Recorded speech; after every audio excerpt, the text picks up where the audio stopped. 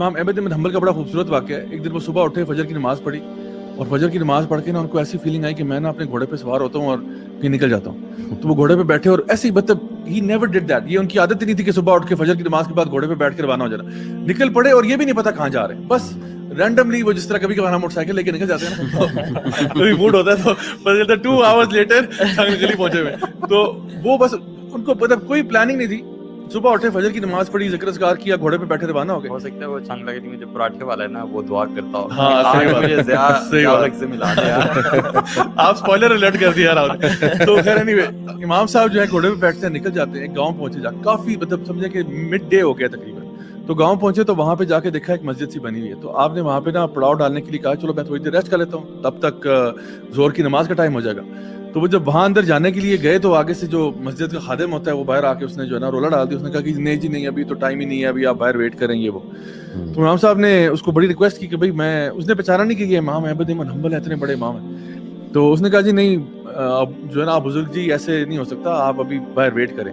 تو ابھی یہ بات چیت چل رہی تھی تو ایک بندہ وہاں سے گزرا. اس نے کہا کیا ہو گیا یار, کیوں ان کو تنگ کر رہے ہو بابا جی کو؟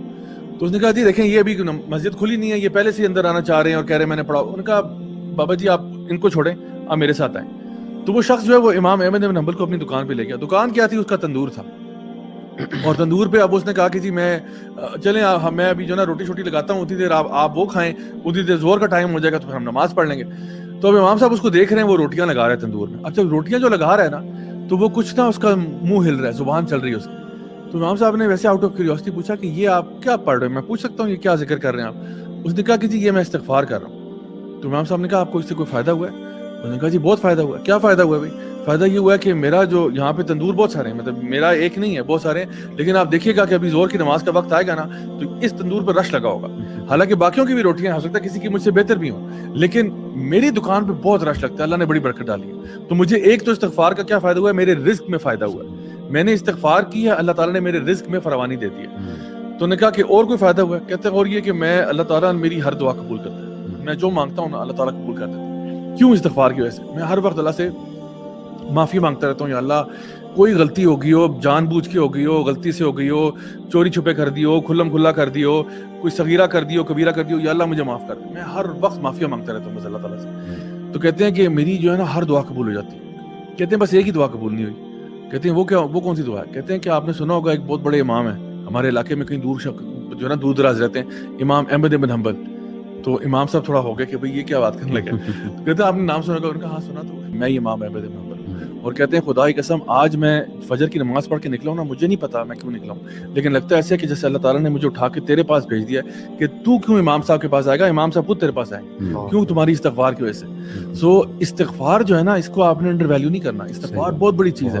آپ جو استغفار کرنے والا ہے, جیسے سورہ نوح کی آپ نے آیتیں بتائیں, اللہ تعالیٰ فرماتا ہے میں یعنی اللہ تعالیٰ تمہارے لیے خزانوں کے دروازے کھول دے گا. اور نہ صرف کہ اللہ تعالیٰ تمہاری توبہ قبول فرمائے گا, تمہیں گناہوں کو معاف کرے گا, اللہ تعالیٰ تمہارے گناہوں کو نیکیوں میں بدل دے گا, اللہ تعالیٰ تم سے محبت کرنے لگے گا. ان اللہ یحب التوابین و یحب المتطہرین. اللہ تعالیٰ تمہارے رزق میں فراوانی عطا فرمائے گا.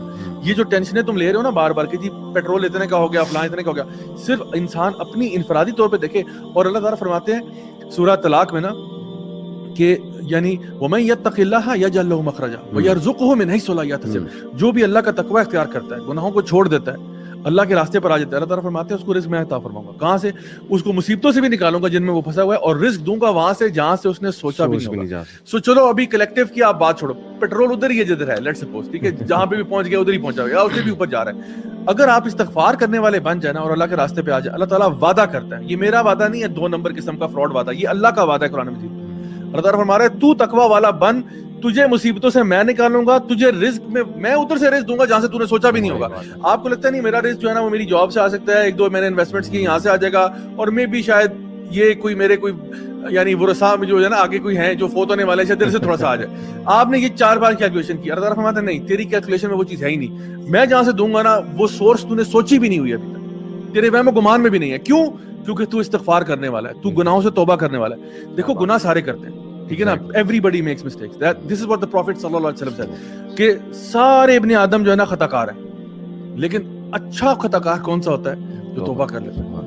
تو پھر اگر یہ چھوٹا سا فارمولا ہے, میں نے اتنی بڑی لمبی چوڑی کو بات ہی نہیں ہے, چھوٹی سی بات ہے, ایک استغفار کی چیز کو اپنی لائف میں لے کے آئیں, پھر دیکھیں سی دا کوٹ ان کوٹ میجک work. यहाँ मैं भी एक चीज ऐड कर दूं, एक मेरी वीडियो भी है, बल्कि पिछले दिनों ना मैं एक वर्कशॉप गया गाड़ी चेक कराने, तो वहाँ वर्कशॉप वाला मुझे पहचान लिया और उसने कहा सर मैंने आपकी एक वीडियो देखी, उसमें मैंने ना बात की है एक मिसकंसेप्शन का जो है मैंने वो दूर की लोगों की।